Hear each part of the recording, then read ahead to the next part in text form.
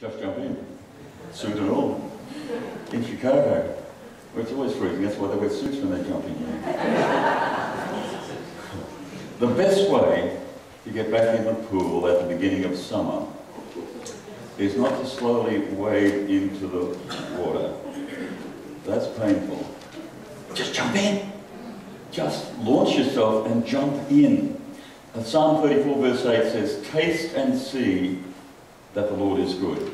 If you never taste a certain food, you won't know what it tastes like, and you won't know whether you can enjoy it or not. Now, I have grandchildren, and they're a lot of fun, 14 of them in fact, and some of them don't have any sense of adventure when it comes to tasting food.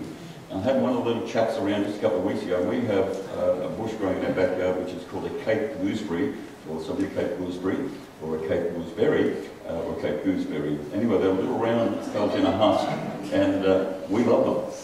And some of my grandsons haven't figured out, I think they're just for fights. They just pelt them at each other. The discerning have actually tasted them. But to get some of them to taste them, they just don't want to do it because it poisons them or something. I got one little fellow around, and he's the only male and he's the only boy in his family, so he's not chucking them with all the other boys. His sister wouldn't let him do that, so I eventually coaxed him to taste one. He didn't want to do it. He got a little bit of his tongue and spat it out, and I eventually made him eat that. He said, "I like that, I think I'll have more." He knows where the tree is now, and there's no coaxing anymore. He's tasted and seen that this is good. There are some things in life you will never find out how good they are until you jump in, until you taste and see. 1 Peter 2 and verse 3 in the Living Bible. If you have tasted the Lord's goodness and kindness, cry out for more. There is some food, once I've tasted it, I'm just going to keep on crying out for more. And we've got a volunteers brunch thing coming on next Sunday, and I'll tell you what, there will be blueberry muffins. I've tasted them, and I'm crying out for more. Taste and see that the Lord is good. Psalm 34 verse 8 in the Good News. Find out for yourselves how good the Lord is. And this is a faith thing.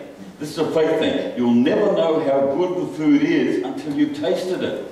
You'll never know how good the water is until you jump in. Just dabbling your toes in the water won't do the job. You've got to get right in. You can study the food, you can study the pool, you can study the water, but an academic exercise will never give you an experience of the food or the water.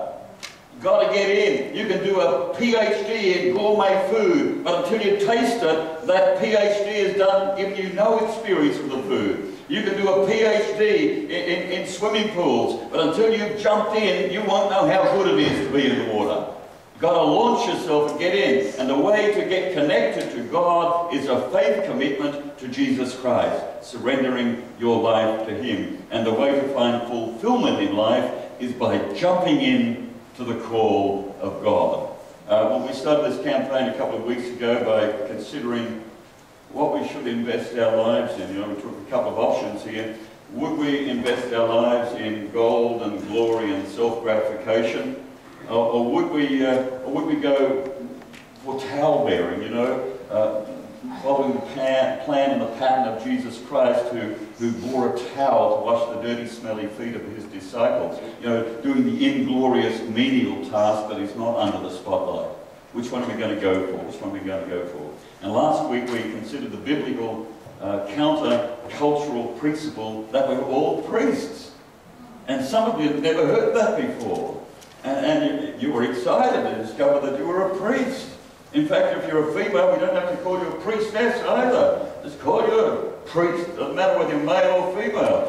We discovered this principle of all priests. 1 Peter 2:9 should be on the screen. Here we go. Let's say it all together. But you are a chosen people, a royal priesthood, a holy nation, a people belonging to God, that you may declare the praises of Him who called you out of darkness into His wonderful light.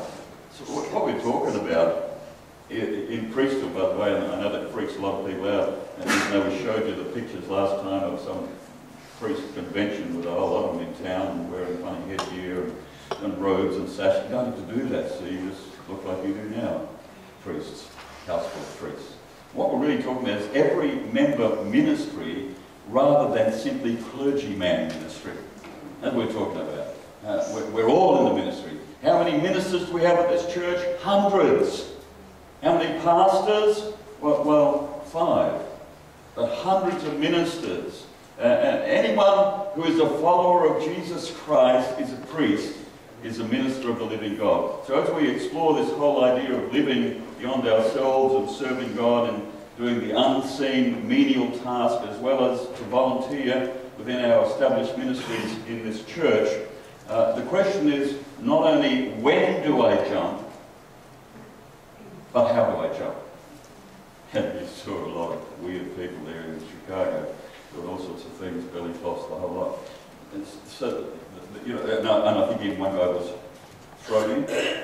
Sometimes you've got to be thrown in, need a little bit of help to get in, you know, a little bit of a nudge, you know. So I've been thinking about this, and now when you're thinking about how to jump, how to serve, how to express your priestly gifts, how to live beyond yourself, a good place to begin is to wrestle with this question: what do I understand about who God made me to be? What do I understand about the gifts that God has given me? How am I wired? And last week we talked briefly about the shape class we do here at Val Davis Church to help you discover how God has shaped you. I just want to remind you of what that is. And that too was a question on the quiz night last night, and I think you all did pretty well. This man here, he can get up, he's got lip synced right now when I'm about to do it. S is for spiritual gifts. H is for heart. A is for, work with me guys, what's it? A is for abilities. P is for, E is for experiences. And that's your shape. You are shaped for a purpose. God has shaped you. He's used all of those things to make you what you are. And last Sunday, after we've been running a shape class, that's a 3-session class. We finished one last Sunday, and because of a very, very busy time between now and the end of the year, we won't be running another one until February next year, but you can still put your name down at the information desk, because we'll be ready to run in February, and why not you be on the starting blocks ready to run with us. So put your name down, and we're going to do that. So today what I want to do is to explore some principles that flow essentially from Romans 12 that will help you to know how to jump and when to jump. That's what we're going to talk about. Here we go. Romans 12, 1-6. Therefore I urge you, brothers and sisters, in view of God's mercy, to offer your bodies as a living sacrifice, holy and pleasing to God. This is your true worship. Now I just want to stop there. I know there's more, and I'm going to read that in a minute. Just think about true worship, you know. What we tend to think is that music comes on, and when it's one of those kind of songs that's not so up-tempo that you clap to, we think that's praise, and we think this is worship, this one. And all that's okay. I'm all for that. But I think it's a very narrow view of what we're talking about, you know, our praise songs to praise and adore God. True worship, as it turns out, is serving God in practical, physical things. Offer your bodies as a living sacrifice, holy and pleasing to God. So it's not just the gathering in the house of God to raise our hands to Him as we sing. It's actually doing stuff. Sometimes it's doing the inglorious, unseen thing, like washing smelly feet. No one else will ever see you do it. You just do it because it needs to be done. Do not conform to the pattern of this world, which isn't that, but be transformed by the renewing of your mind. Then you'll be able to test and approve what God's will is, His good, pleasing, and perfect will. For by the grace given me, I say to every one of you, do not think of yourself more highly than you ought. Do not think of yourselves more highly than you ought. I would think that we would say in our culture, don't have tickets on yourself. I think we would say something a little more crass than that. We would say, don't be on yourself. I think we would say something even a little bit more crass than that, but I'm not going to say it. Don't have tickets on yourself. For by the grace given me, I say to every one of you, do not think of yourself more highly than you ought. We're talking about giftedness. Some folk think that they got something they really haven't got. Don't think of yourself more highly than you ought, but rather think of yourself how? With sober with the faith God has distributed to each of you. For just as each of you has one body with many members, and these members do not all have the same function, so in Christ we, though many, form one body, and each member belongs to all the others.